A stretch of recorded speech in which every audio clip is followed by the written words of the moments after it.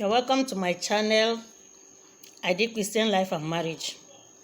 So this morning we'll be talking about marriage, and we'd like to know what marriage actually is.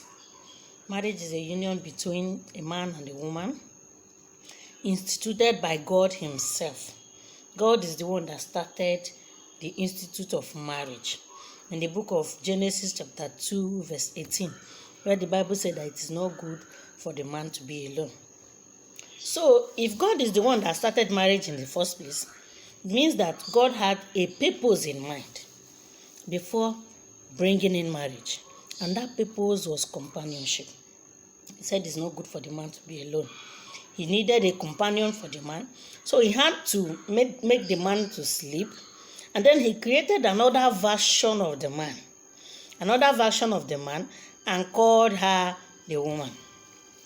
So marriage, for us to enjoy our marriage and have peace in our marriage, which is the will of God. It is the will of God for everyone to enjoy your marriage. It's not the will of God for you to be suffering in your home.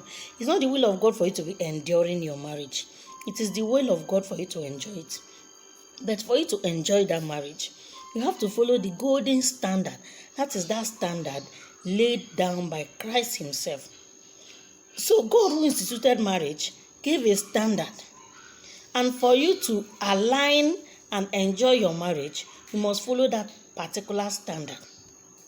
So we'll be discussing more on marriage and the requirements for a happy marriage. Most times I hear a lot of couples, when people call me and they will complain that they got married, and after like a year or two, or even after a few months, their spouse changed into something else. They started doing this, they started doing that. And the hatred, the bitterness and all that sets in. But I realized that for your marriage to work, all you need is knowledge. You need to be well informed. Marriage is not a child's play. It's not a union between two children. It's not a union between it's not a union between a boy and a girl. It's a union between a man and a woman. So you have to be mature enough to handle marriage before you can go into marriage. So if you don't have the mental capacity, to pilot your marriage into success, then you are bound to fail. So the reason why this channel is here is to teach us those basic knowledge we need in order to sustain our home. Actually, this teaching, I've been doing it on my Facebook profile for a long time, but I decided to bring it out on YouTube so that the whole world can watch.